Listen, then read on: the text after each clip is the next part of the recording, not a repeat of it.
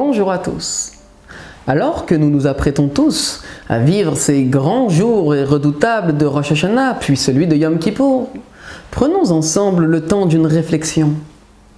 Nous savons que le jour de Rosh Hashanah est celui où l'on couronne Dieu et où l'on accepte sur nous à cet instant sa royauté et son autorité. Tandis que le jour de Kippour, nous implorons et demandons à Dieu son pardon pour toutes les fautes que nous avons pu commettre durant l'année passée. Par conséquent, il serait à première vue plus juste que l'ordre chronologique des fêtes soit inversé. Car en effet, si l'on souhaite exprimer dignement notre loyale soumission à Dieu en tant que roi, il nous faut au préalable nous débarrasser et nous purifier de tous nos péchés par le jour du grand pardon, justement. Alors, comment se fait-il que Rosh Hashanah se place dans notre calendrier avant Kippour? Nous savons que durant le mois d'Elul, Hachem est comparé à un roi qui sort de son palais et quitte son trône afin d'aller à la rencontre des gens se trouvant dans les champs.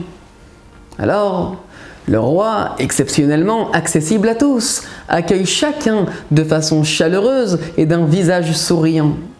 Mais réellement, pourquoi Dieu fait-il cela? Pourquoi le roi accepte-t-il de changer son allure et diminuer la prestance qu'il aurait habituellement dans son palais et sur son trône?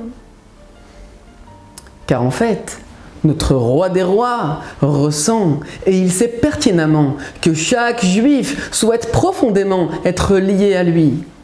Mais parfois l'homme, conscient de sa situation spirituelle, redoute une éventuelle distance due à ses fautes. Il craint que les liens soient rompus et il n'ose donc pas se présenter au roi. C'est pourquoi Dieu lui-même fait le premier pas et se rapproche de nous. Il nous tend la main. Cela provoque une réciprocité évidente et engendre un attachement ou rattachement naturel et instinctif pour Hachem. À présent, nous comprenons pourquoi Rosh Hashanah tombe avant Kippour.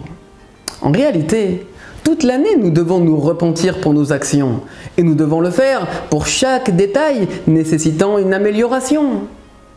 Mais à l'approche de la nouvelle année, c'est notre attachement à Dieu dans sa globalité que nous devons renforcer. Et ce n'est qu'après avoir renoué nos liens uniques et véritablement indéfectibles qu'il nous est enfin possible d'accéder au niveau de Yom Kippour et d'implorer avec sincérité le pardon de Dieu. Puissions-nous mériter d'être inscrits et scellés dans le livre de la vie. Shana Tova en tout cas.